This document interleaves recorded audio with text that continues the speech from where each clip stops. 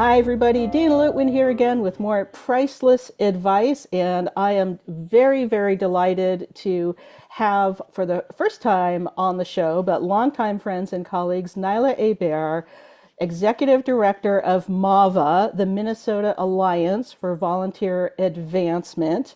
And Niila, welcome to the show. We've got a lot to talk about today. We are recording this on, for the record, on January 15th of 2026. So Niila, let's go. Let's dive in.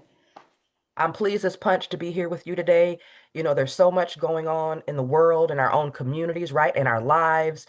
But what is ever present is the ability to serve, Hmm. right? The ability to show up with your values and say, I'm going to do this thing because not only is it going to positively benefit my community, guess what I'm going to get out of it?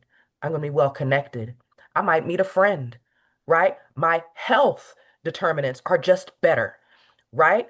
If I'm looking for a job, I might be building a new skill set. So, what we know is that volunteerism exists in the past, the present, and the future, right? It has existed in the midst of chaos, tragedy, and change. Now I'm gonna take y'all back and I'm gonna keep it 100 because if you know Niila Hebert and you've come to MAVA's DEI conference or really anywhere that I'm at, 100 percentage is what I bring. So I'm gonna bring you back, right? During the time of slavery and abolition, slave patrols were citizens, right, who collectively came together, unfortunately, to do harm. But on the other side, right, we had activists and abolitionists who came together to ensure that there was a path forward for enslaved people, right? They were volunteers. There was no check on the horse or in the mail for them, right? During women's suffrage, when coming together to claim our right to vote, all the efforts that were made were in service to all communities, right? The civil rights movement, to me, is the most pronounced area of service in volunteerism. And again, many of the people who were at sit-ins, protesting, marching, volunteers, y'all, they were volunteers. And so now today we see as our democracy shifts, and there's changes and people may even feel like our democracy is on the brink of downfall. Large waves of people from all communities are showing up to be present, to protest, to be constitutional observers, whistleblowers, right? And standing in solidarity for what is right. So when you think of volunteerism, you might think, oh, I'm at the food shelf, stocking inventory and helping people find their food. That's beautiful. That's wonderful, right? You may be working with an organization that builds homes and creates access for people to have somewhere to call their home, but also people who are in the streets, who are aligning their values with what they know is right. Let's not forget they're also volunteers, right? Volunteers have always been pushing at the pivot points in history, Yes. always. And especially in what we now consider informal volunteering, spontaneous volunteering. No one, you said that, there's no checks coming to the Pony Express or in the mail or anything. Yes, and there's volunteerism is its own form of activism, and activism always encompasses volunteers, whether it's mutual aid, which I've been leaning into way more because of the necessity of these times. And we were talking a little bit before we got into this actual priceless advice conversation to people who haven't been on the front lines of activism. And I was back in my youth for, gay marriage, gay rights, AIDS crisis. Michael died in the AIDS crisis in 92. So as a teenager and young adult, I was laying down with ACT UP and all kinds of things and marching.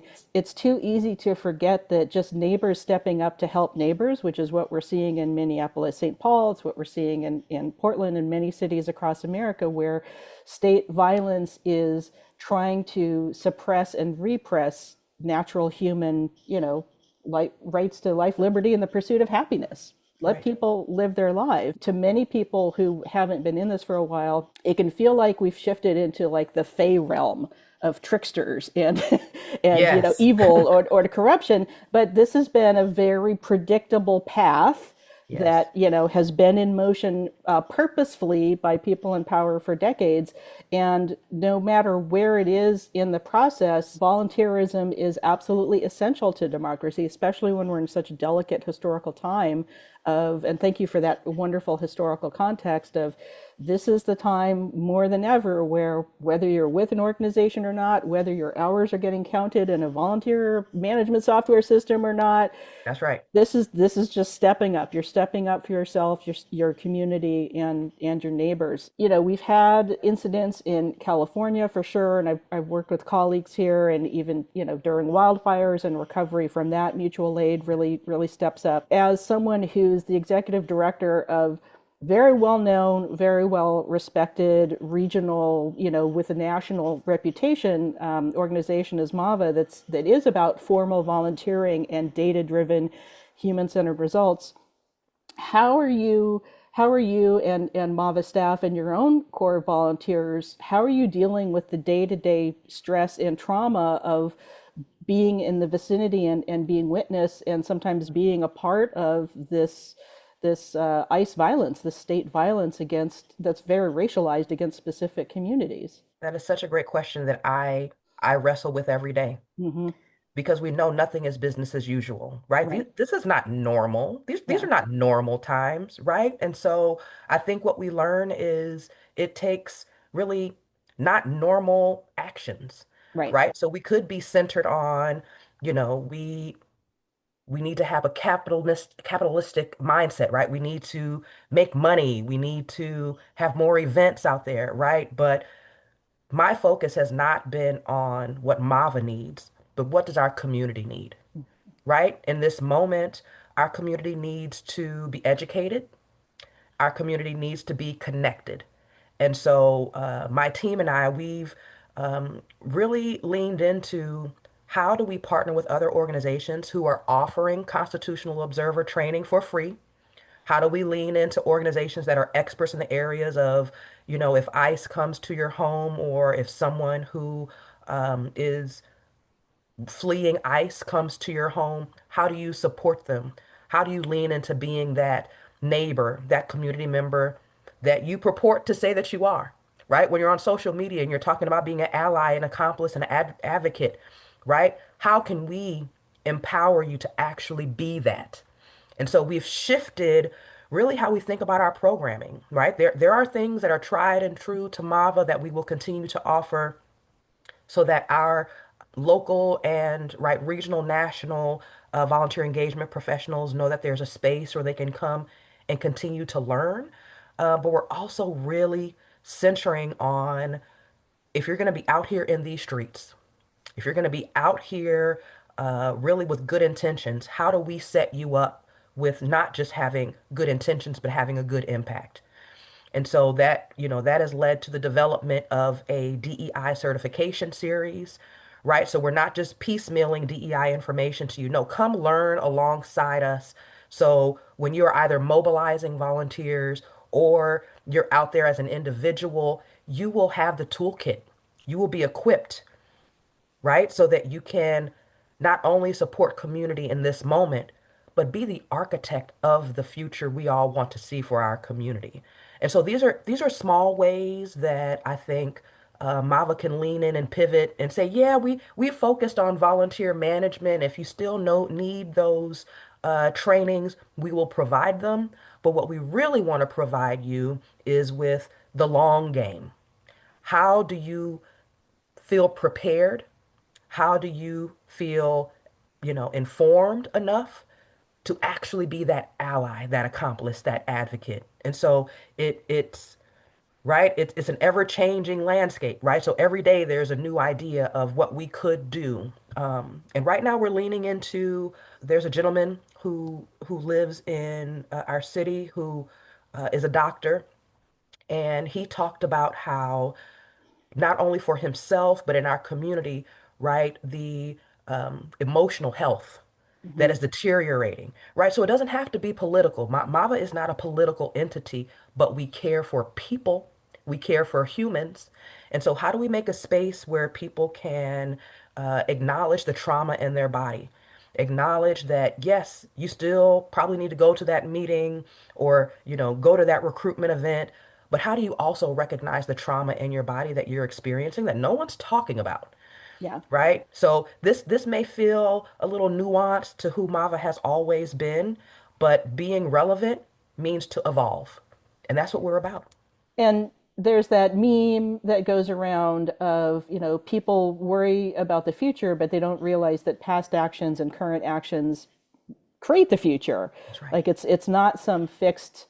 I think there's very few people who think the future is a fixed entity, but we're again dealing with people who belong in a different realm uh, of chaos and maliciousness, who who thrive on pain, who enjoy. This is not someone that you can. These are not the types of people that can be swayed by guilt or moral conscience because Right. uh, their morality has a frame system, but it's so opposite of care and empathy and community building that it feels very much like, how can we get across? And unfortunately, power protects power. We know that historically, but Right. the actions of volunteers, and I love you talking about the future, and I want to dig into that in a second more. That what we're doing now is a pivotal point in history. There are things that I can do to help. Working remotely, living with disability and chronic pain, I can't necessarily be physically present for things, but I can help train my neighbors. I can Yeah. literally protect my immediate neighbors on my block. Like I've had that training and I know what to do, and I can impart that information. And these are skill sets. And so if you look for a MAVA or other local community groups wherever people are across the USA, which is kind of the focus of today's topic, but this is happening around the world as Yes. well. This is a worldwide movement to control resources as climate change shifts, as people get sick of rule of the many by the few. Like, this is Right. a natural historical boiling point, and we can meet the moment in a variety of ways. And so I want to encourage leaders of volunteers to sit with the emotions, get whatever mental, physical, rest, health support you can, because this is a triage time, and it's felt like a triage time for better part of many, many years for a lot of people, and many, many decades for the communities that are especially under attack right now. I'm noticing with my white colleagues that are maybe from certain levels of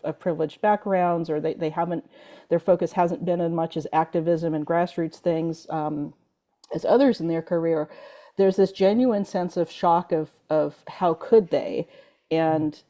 And we've seen, like you said, this pattern goes back hundreds of years. This mindset goes back hundreds of years of division in this country, and how early American colonization and manifest destiny and genocides of the indigenous people here, that's been used as a blueprint around the world for a long Yes. time. And starting to hear about that in the mainstream news and about these real histories is shocking to people who grew up with literally alternate history books of the lost cause, and just fairy tales of American history that have had nothing to do with reality. And I also want to encourage people, like, what other skills do you have? The nonprofit sector is particularly under attack right now, with very targeted, usually racialized or at least socialized, in the sense that, oh, you're helping the people that we want to get rid of because of our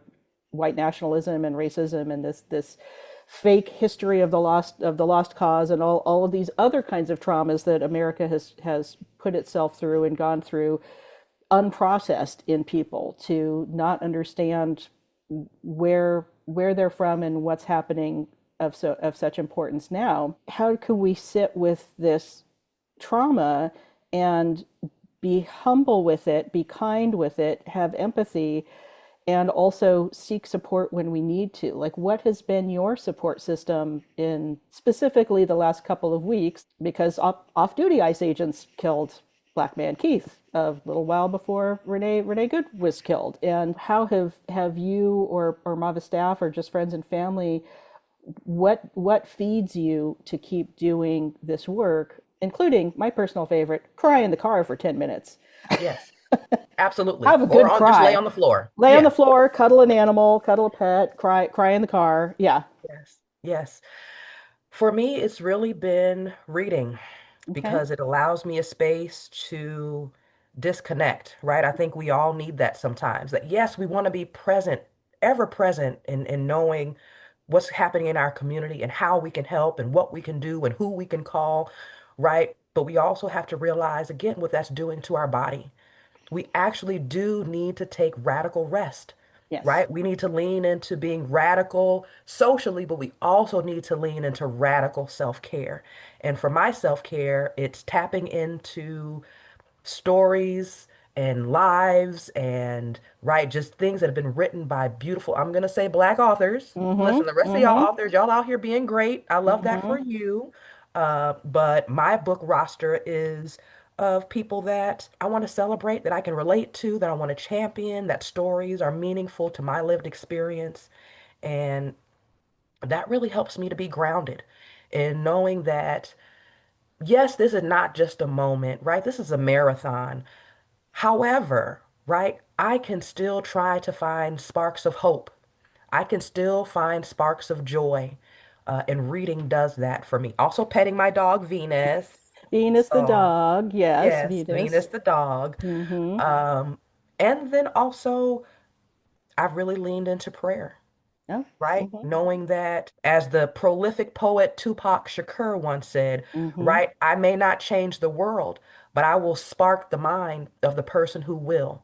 So, I pray with the hopes that I will be filled and fueled, that I won't burn out, that I'll continue to be present, be the leader that our community needs, and knowing that I can't change the world, right? That in my lifetime, I may not be that person who changes the world, um, but I want to be a part of something with other people, and hopefully we'll do it together.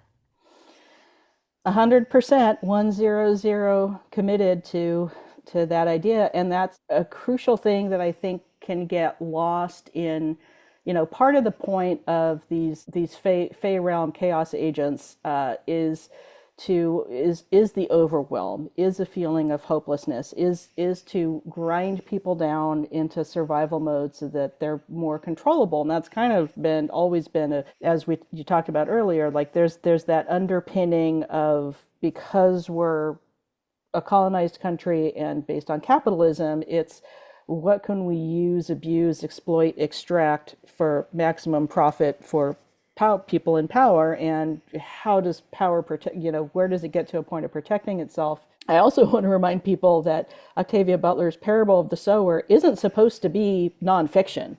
Right. It's supposed to, like, Margaret Atwood isn't supposed to be nonfiction. Audre Lorde is a huge inspiration, and her works in poetry as well. It's important to have that sense of faith, if you're a person of faith, of whatever faith, to lean into that community as well. And as someone who's grown up with a mix of family faiths and has kind of come out with whatever you want to believe is what you believe, I've changed what I believe throughout my life, and I think it's important to have an open mind and an open heart around both spiritual and secular political belief systems, and be open to new ideas. Not a lot of people think that way because we're not enculturated to think that way anymore as a country, and that's part of it. How does it also feel that for people who are Christians, that a lot of this harm is being done by people who consider themselves and call themselves different sects of the Christian faith? For someone like, I think of Brianna Dorellis in this situation, and other colleagues I know who are very inspired and grounded in their faith in justice and equality, and what in Christianity Jesus really said and stood for. I can't experience how weird that feels, but it feels weird from not being a lifelong, Christian, or raised very much in that faith. Is that another sense of betrayal or confusion or sadness, or how have you been dealing with kind of that aspect of it? Well, Dana, again, I'm gonna keep it 100 with you. I, Please, you, always. you know, as I as I think about my spirituality and think about how I lean into recognizing there's a higher power, um, I also recognize the lies that we've all been told, Mm-hmm. right? I recognize that the book that many Christians use, the Bible, right? Mm-hmm. It wasn't written by anyone who looks like me. It No. wasn't written for the purposes of making me feel connected to the Most High, right? And so I Mm-hmm. recognize there are many lies that have been told. I recognize there's a difference between, right, in America, the black church and the white church. Yes. And I think the experiences that I've had as a member of the black church, the love, the care, the hope, right, that the black church has provided many of us, that is what I'm tied to, right? I don't necessarily see myself aligned with white Christianity, right? There are many values that people who identify as white and identify as Christian, values that they hold that I don't understand. Mm-hmm. How can we how can we love? And look, I was about to say, how can we love the same Jesus? But let me keep it 100, okay? It's not the Jesus, same it Jesus. is not the It's same not the Jesus, same Jesus. Yeah, okay? When I not see at that all. blue-eyed, blonde-haired dude that y'all have, I'll be like, who is he? Because my Jesus has skin of bronze and hair of wool. Mm-hmm. Yeah.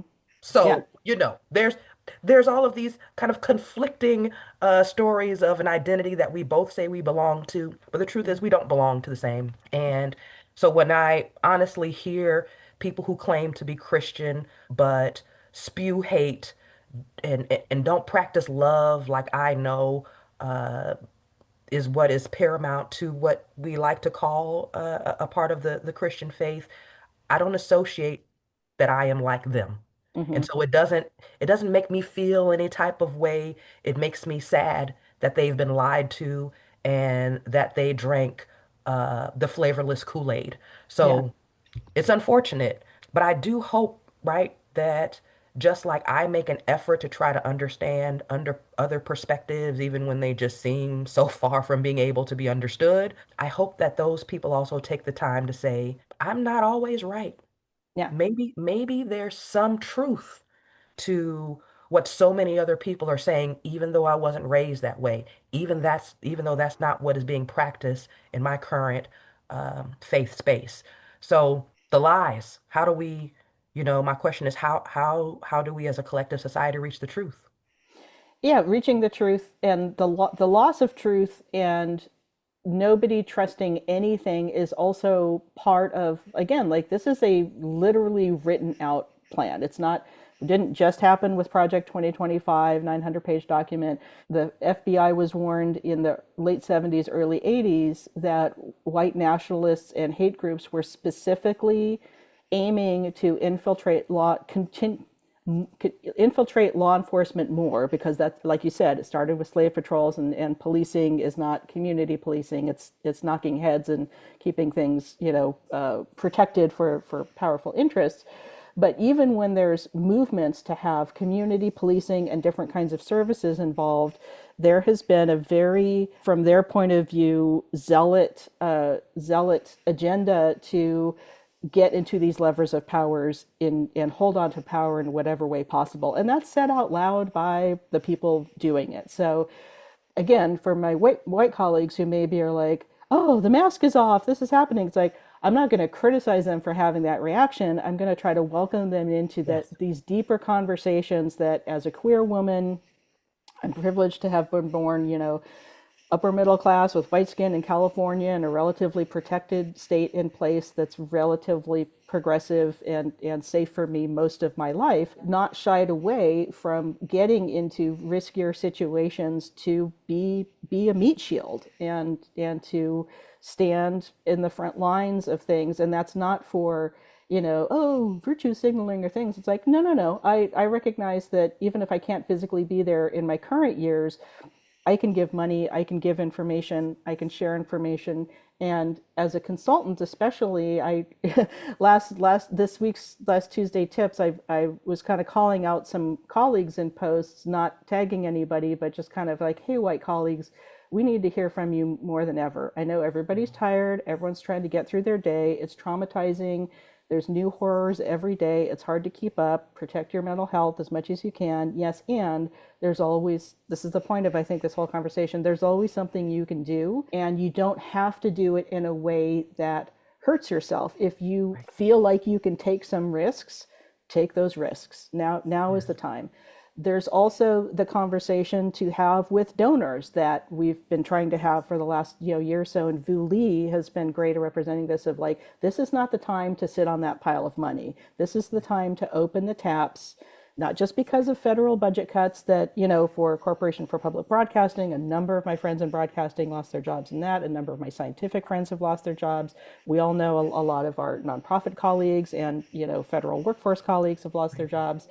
But now is the time not just for individuals to solve something, but to put that pressure, whether it's texting or phone calls or emails or showing up in person with a sign to a representative's office or to a foundation's office, communicating that this is the time to spend those millions and billions of dollars Right. that and directly help communities right now. Not a big grant application, not a bunch of hoops to jump through, we're not even at a point where like, give me a 6 months of data on this. Like, nope, open the money bags now and pour it out where it's the most needed, because otherwise, what is the point of that foundation? What is the point of that if not for moments like these? That's right. Exclamation point, share, like, send, tell a friend, all of that, right? And I'm gonna say it again for the people in the back who might not have heard the truth. Say it louder. Uh, that's right. Okay, you back there. Listen, you have a check, you have a fund, you have a big fund, right? Stop being cheeky, like our London friends would say, right? Mm-hmm. And actually care for a community, right? We're not asking you to save us. We're just asking you to walk alongside us, and walk alongside us with what you have are your resources. And so, really, please think about how what you have availability to, what you have access to, what you can control, how can you be the intermediary? How can you be the on-ramp to helping our community sustain and survive? And then I hope at some point, right, thrive. I do believe thriving is in the future, right? And so when I think about the future, right, it's not a desolate place, especially if we are shaping it. And so let's shape it together. That's right. Calling you with the big checks, calling you with um, right, whatever funds you have that you've been saving for the rainy day. The rain has come. The The, rain fl- has the come. flood is here. Yeah. Yes. Yes. Yeah, I wish for a future where we speak truth to power, and power not only listens, but they tremble a little bit of like, oh, Yes. maybe creating these fake realities with misinformation and disinformation, and pretty much the whole point of generative AI is just to get people to not think for themselves more and more and more, Right. not know how to read more and more and more, not know Right. how to do basic math to understand that even someone having $1 billion would be, you getting $100,000 for every day of your lifetime, but your lifetime is hundreds of years long. There's some basic math and reading comprehension skills that I would love for a lot of North Americans, especially USA Americans, to get caught up on real fast. Right. Quick, And fast, and in a quick, hurry. quick, fast, Yes. and in a hurry. And that's the thing is we get fed in the media. It's exciting to watch. Oh, Mad Max, Fury Road, and desolation and dystopia. It's like, no, no, no. Life is enough of a dystopia, past and present. We need to dream a future that isn't a zombie apocalypse where you just get to like murder inhuman people, which has its own levels of, if people, hey, newsflash, that's also a white supremacist based kind of genre and fantasy of like, I get to kill the people that I want to kill.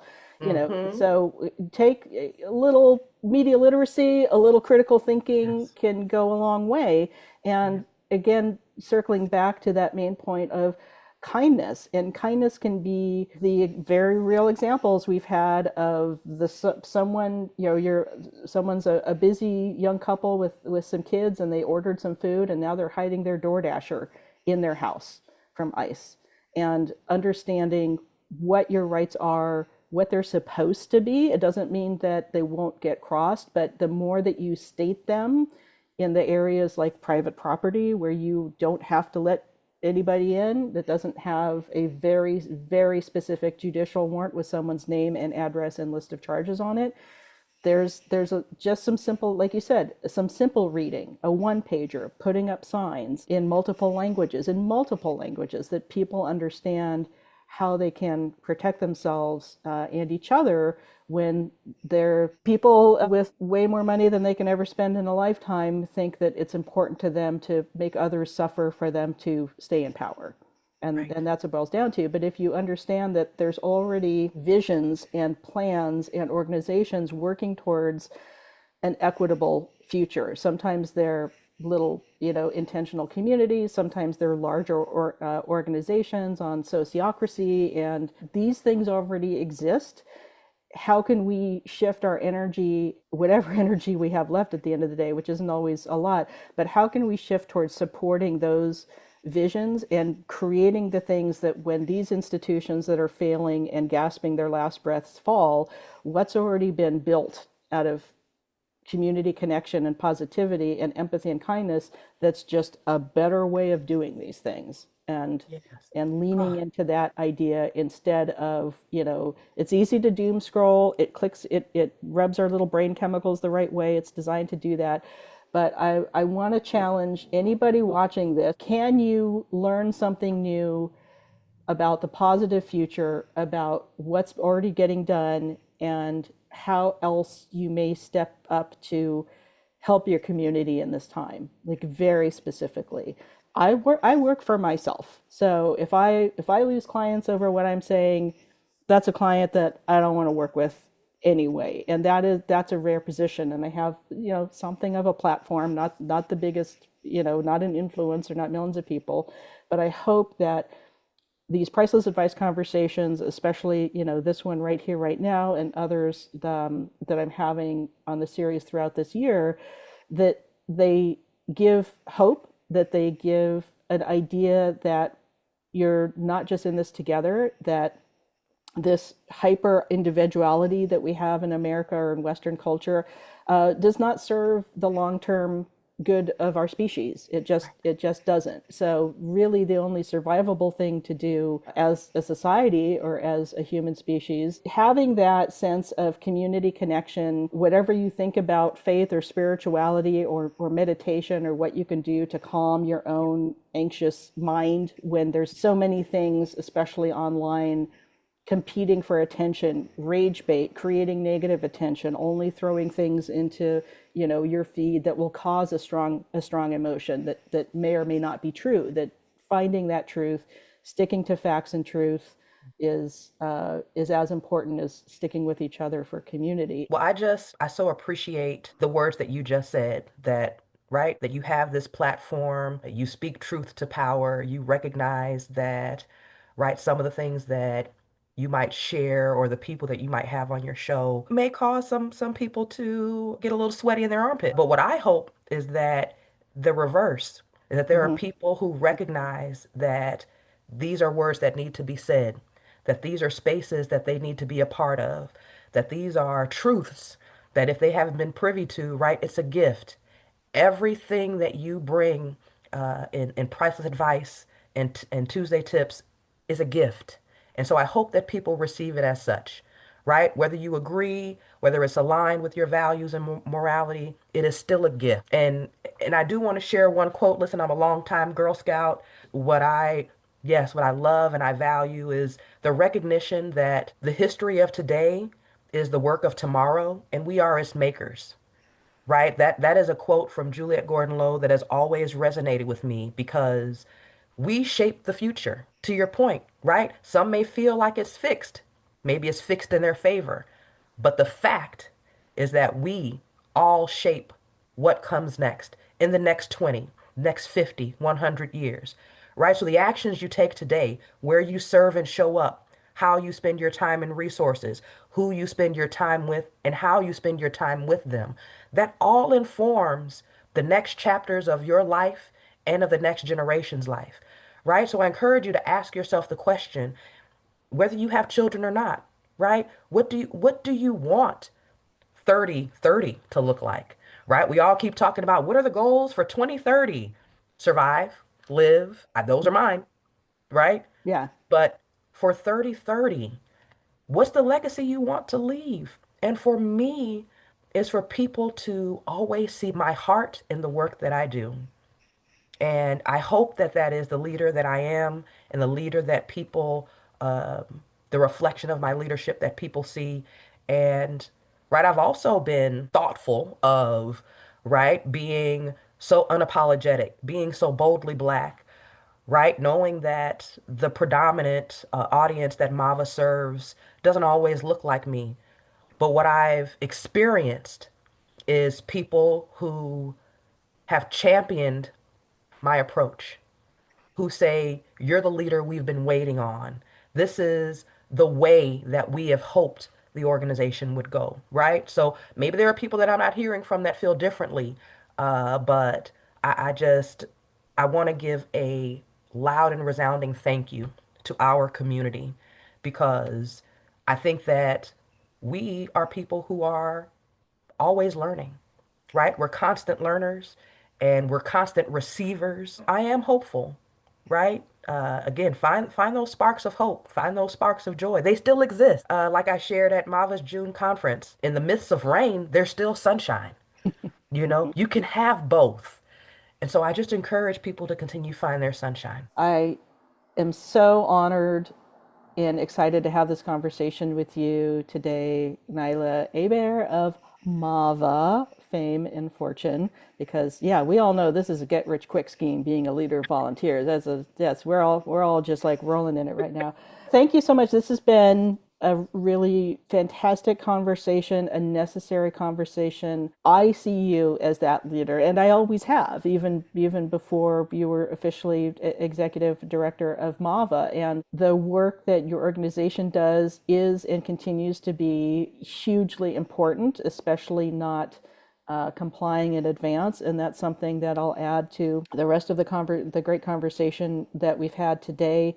A couple of things that have helped me get through is hope is an action verb. Hope is not something that's ethereal and wispy and something else from the Fey realm. Hope is an action verb. Hope is taking action. If you feel sad, if you feel angry, how does that motivate you to action that doesn't create more harm?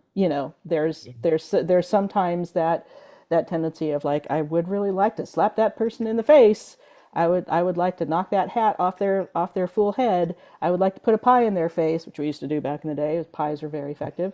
But what's something that you can do positively for yourself, your mental health, processing the trauma that you're bearing witness to, or perhaps directly a part of right now, especially in Minnesota, Portland, Chicago, other areas. Not just that hope is an action verb, but it's it's contagious.